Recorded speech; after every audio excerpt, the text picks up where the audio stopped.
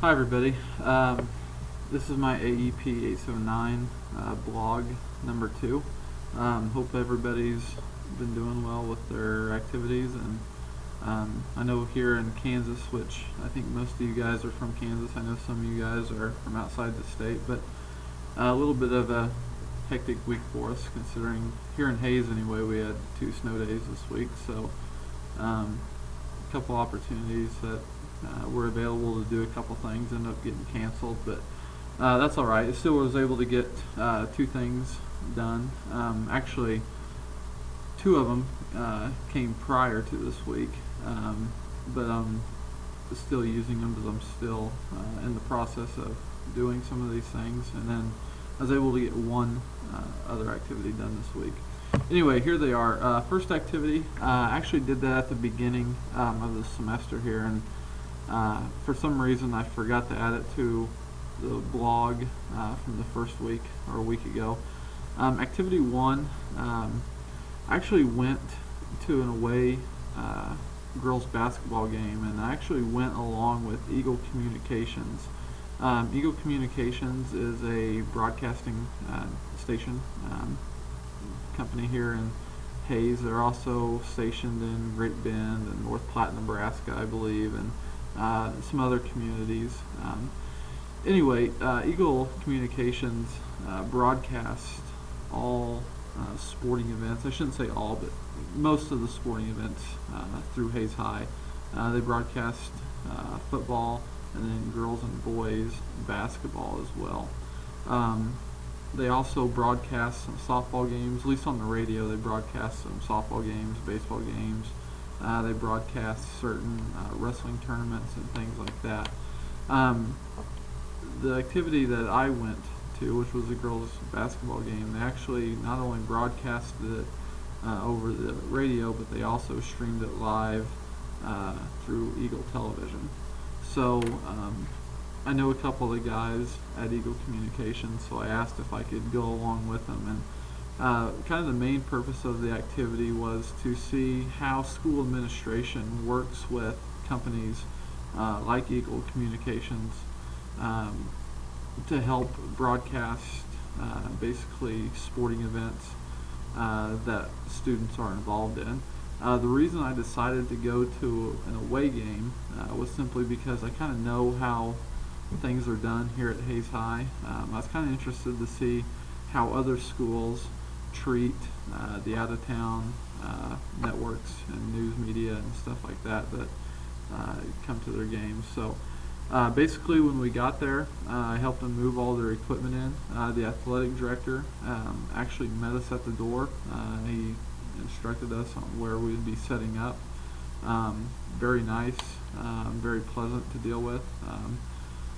Gave us everything we needed, which we didn't really need a whole lot. Most of the stuff was brought along with us, but plenty of access to power outlets, electricity.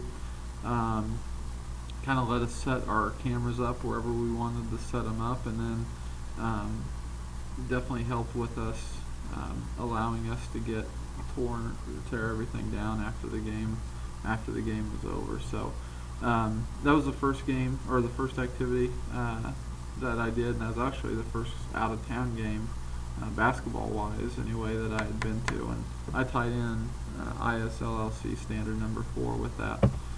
Activity number 2 was an IEP on a student that actually did the IEP last semester, but I still have the student in class this semester. Kind of an interesting story here with this student. This student came from a very small town in northwest Kansas, and I'm not trying to say that Hayes is big by any means, but it's quite a bit bigger than the town that this student came from. Anyway, this student had some issues with being autistic. Very bright student, very good academic student. Some of the issues, or almost all of the issues, were behavioral. There were certain issues that the student had by teachers calling him by the wrong name. He had one of those names where he liked the shortened version of it. He didn't like making eye contact with people. noise was a big distraction for him, even if it was very minor. He couldn't really handle it all that, couldn't handle it all that well.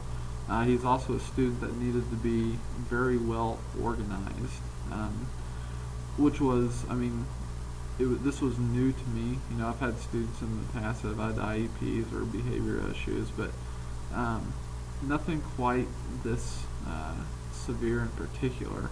So we've had a few meetings about this kid, and basically you kind of see a copy of kind of the action plan for this student. I blacked his name out, but there's certain procedures that he has to go through on a daily basis, and it's almost down to the minute with him. Things easily frustrate him. I know I've had him in class a few times where he hasn't done so well on an assignment, and that gets him really frustrated, or maybe people around him are maybe moving around a little bit too much for his liking. He gets frustrated real easy, and it's not uncommon for him to just get up and walk out of the classroom and go back to the resource room where a special ed teacher is until he calms down. So anyway, that's a student that I still have in class right now. And like I said, everything has really been pretty decent. Just kind of different and getting used to a different kind of a handicap, I guess, that I've never have really dealt with before. And once again, administration has been right there with these IEP meetings and making sure all the legalities and all those things are being followed as well. And then the last activity, this was an activity that I was able to do this week. I actually did it yesterday. Another IEP, this time is with a senior student. This student as well is very bright academically. This student suffers from some social disorders. Very shy, very reserved. Early on, especially his freshman and sophomore year, he had a lot of social anxiety when it came to talking in front of a class or even working with peers. And this student has come a really, really long way over the course of the last 4 years. In fact, everyone kind of agreed that this student is definitely a college-bound student. He's a student that wants to go into law. He's not really sure exactly what in law that he wants to go into, but as of right now, he's planning on going to college. And really, if he was a non-college-bound student, this is something that the case manager kind of talked a little bit about during the IEP yesterday, is that if this student was probably not going to be college-bound, then we probably, or she probably would assign him off of his IEP altogether. But since he can use his IEP for work study purposes and he can carry that IEP over into college with him, it's something that we're going to maintain, but or keep with him. But this was the last IEP meeting for this student. You could tell that he was pretty relieved. He was nervous sitting in the IEP meeting with me, case manager, counselor, a couple other teachers. His mom was in there as well. You could tell that situation didn't really make him feel all that comfortable, but once again, it was something that he was definitely happy about getting over with, I think, when it was all said and done. So anyway, those are the 3 activities I was able to complete this week. Look forward to listening and seeing some of your activities that you're involved in. Thanks.